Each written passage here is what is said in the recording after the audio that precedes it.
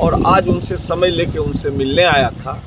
और इस मिलने के क्रम में जो वहाँ एक बात आई कि मेडिकल कॉलेज तो खुले लेकिन ज़मीन कहाँ से आए, तो वो ज़मीन एक करीबन 30-31 एकड़ का ज़मीन का प्लॉट है जो कजरा स्टेशन से नरोत्तमपुर के बगल में है। और जो दाता हैं उसके वो स्वर्गीय कपिल देव बाबू हैं। उनके परिजन आज पूरी सहमति के साथ कि अगर ये ज़मीन यूँ पड़ा हुआ है, एक विद्यालय को दिया हुआ ज़मीन लेकिन यूँ पड़ा हुआ है 31 एकड़ का ज़मीन, अगर इसमें मेडिकल कॉलेज खुलता है तो हमारी पूर्ण सहमति है, उसमें पूर्ण स्वीकृति है। तो आज हम उसका डॉक्यूमेंट भी साथ ला के डीएम साहब को दिए हैं। उन्होंने ये आश्वासन दिया है कि 2-3 प्रपोजल आया है, बड़हिया से आया है, चानन से आया है, एक लखीसराय से आया है और एक आपका आया है। हम सबको देखेंगे और इस पर हम विचार करते हैं कि कौन उचित होगा, किस जगह पर मेडिकल कॉलेज खुलना उचित होगा।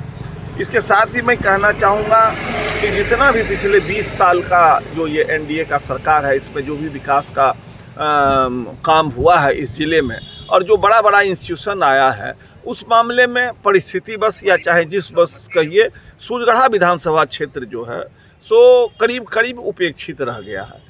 तो मुझे लगा कि क्यों ना ये जो मेडिकल कॉलेज का प्रस्ताव आया है, अगर मेडिकल कॉलेज का स्थापना सूरजगढ़ा विधानसभा के किसी प्रखंड में, वो चाहे सूरजगढ़ा प्रखंड हो, सबसे बड़ा प्रखंड है सूरजगढ़ा, करीबन 28 पंचायत का, आज 24 पंचायत और 1 नगर परिषद है। चानन 10 पंचायत का है, पिपरिया 5 पंचायत का है। इसमें कहीं अगर बन जाए तो एक तो होगा कि भौगोलिक रूप से करीब करीब जिला के मध्य में होगा और दूसरा होगा कि वहाँ कोई इंस्टीट्यूशन हुआ नहीं है। तीसरा है कि सूरजगढ़ा से लगा हुआ जो बेगूसराय जिले का एक पूरा प्रखंड सामहो का है, वो भी करीब करीब स्वास्थ्य सेवा के लिए डिपेंड होता है सूरजगढ़ा पर। तो मुझको लगता है कि एक जो विकास का जो पैमाना है और विकास के मामले में जो उपलब्धि है उसमें भी एक बैलेंस होगा लखीसराय जिले में, चूँकि 2 ही विधानसभा क्षेत्र है और सूरजगढ़ा के लोगों की एक बहुप्रतीक्षित मांग भी पूरी होगी। और मुझको लगता है कि माननीय नीतीश कुमार जी का जो एक उनका विकास जो है सो न्याय के साथ विकास का जो अवधारणा रहा है, वो हमेशा पूरे बिहार में आप देखेंगे कि इस तरह का इंस्टीट्यूशन जो है वहीं पर खोले हैं जो क्षेत्र अति पिछड़ा हो, जहां विकास की रोशनी नहीं पहुंची है। उसमें भी जो कजरा वाला प्लॉट है, हालांकि वहां बगल में जो LNT का बन रहा है वहां भी सरकार के पास ढेर सारी ज़मीन है। अगर वहाँ नहीं होता है तो वहाँ तो सरकार का अभी भी करीबन 600 एकड़ ज़मीन अधिकृत है जिसमें कुछ नहीं हुआ और एकदम सड़क के किनारे, वहाँ भी बनाया जा सकता। अन्य भी ज़मीन का प्रपोजल है, अगर वहाँ हो जाए या फिर चानन में हो जाए, पिपरिया में हो जाए, तो मुझको लगता है कि ये एक सार्थक कदम होगा। और मैं आपके माध्यम से जितने भी जनप्रतिनिधि हैं, माननीय मुख्यमंत्री जी तो हैं यहाँ, लखीसराय के जो आदरणीय विधायक हैं, अभी माननीय उप मुख्यमंत्री हैं बिहार के, हम उनसे मांग करते हैं, आदरणीय सांसद महोदय से मांग करते हैं और जितने ML सूरजगढ़ा के जो विधायक जी, वर्तमान विधायक जी हैं, वो अभी सरकार को ही समर्थन दे रहे हैं। उनकी भी बड़ी प्रभावी भूमिका अभी होती है सरकार के निर्णयों में। हम उनसे भी, सब लोगों से ये विनम्र अपील करते हैं कि इस मांग पर ध्यान दिया जाए और अगर ऐसा कुछ किया जाता है तो सूरजगढ़ा वासी या जिलावासी तो मुख्यमंत्री जी के प्रति एहसानमंद होंगे ही, धन्यवाद उनको देंगे ही। मुझको लगता है कि आने वाले समय में जब लखीसराय जिला का पूर्ण जो एक विकास का जो मॉडल बनेगा तो लगेगा कि इस जिले में विकास जो है समान रूप से सब जगह हुआ। सूरजगढ़ा के लोगों की भी एक यही भावना है हमेशा से, और ढेर सारे, जब से मैंने कल इस बात को उठाया है, मुझको लगता है कि सैकड़ों लोगों का फ़ोन आया है। जहाँ भी जो न्यूज़ पोर्टल पर गया वहाँ भी लोगों की जो प्रतिक्रिया है वो बड़ी प्रतिक्रिया बहुत उत्साहित करने वाली है, बहुत सार्थक प्रतिक्रिया।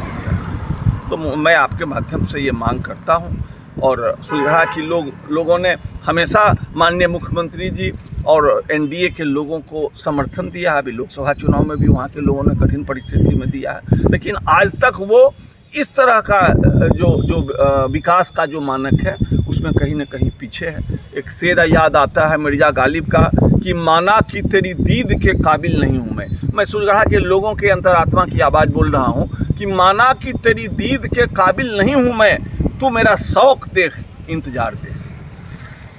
तो मतलब सूरजगढ़ा विधानसभा में कहीं बने, और ये मुद्दा आपने उठाया है प्रमुखता से? नहीं, ये मुद्दा मैंने उठाया है एक एनडीए के एक घटक दल हमारी पार्टी लोक जनशक्ति पार्टी रामविलास, हमारे नेता आदरणीय चिराग पासवान जी, हम लोगों के पार्टी का भी यही सोच होता है कि जो पिछड़ा क्षेत्र है वहाँ विकास हो, और हमने वहाँ के लोगों की जो आशा और आकांक्षा है उसको हमने आवाज़ देने का काम किया। मुझे लगा, चूँकि मैं जनता का आदमी हूँ, जनता के बीच ही रहता हूँ, सब लोगों के मन में जब से ये मेडिकल कॉलेज की बात आई थी, लोगों के मन में आ रहा था कि क्यों नहीं सूर्यगढ़ा में कोई बड़ा इंस्टीट्यूशन होता, चाहे नवोदय विद्यालय हो, सेंट्रल स्कूल हो, पॉलिटेक्निक कॉलेज हो, इंजीनियरिंग कॉलेज हो, नर्सिंग कॉलेज हो, सारा तो लखीसराय के इर्द गिर्द हुआ है। तो लोगों की ये भावना थी, हमने उसको सब देने का काम किया, अन्य लोग भी दे रहे हैं, और हम चाहते हैं कि इसको दलगत भावना से ऊपर उठे, सारे लोग इसमें समर्थन करें, पूरा पक्ष हो या फिर विपक्ष। बिल्कुल बिल्कुल। हमारा ये नहीं कहना है कि बड़हिया में नहीं बने या और लखीसराय में नहीं बने,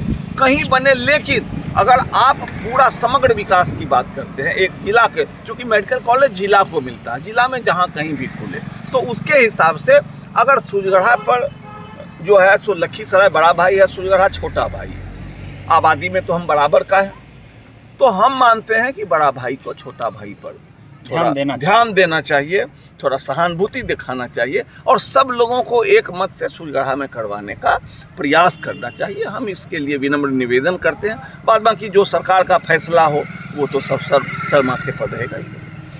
तो मेडिकल कॉलेज को लेकर लूजपा नेता सह सूर्यगढ़ा विधानसभा के पूर्व प्रत्याशी रविशंकर प्रसाद सिंह अशोक ने पूरी तरीके से मोर्चा खोल दिया है। फिलहाल आप देख रहे हैं KTV भारत, कुणाल कुमार के साथ, देखते रहिए।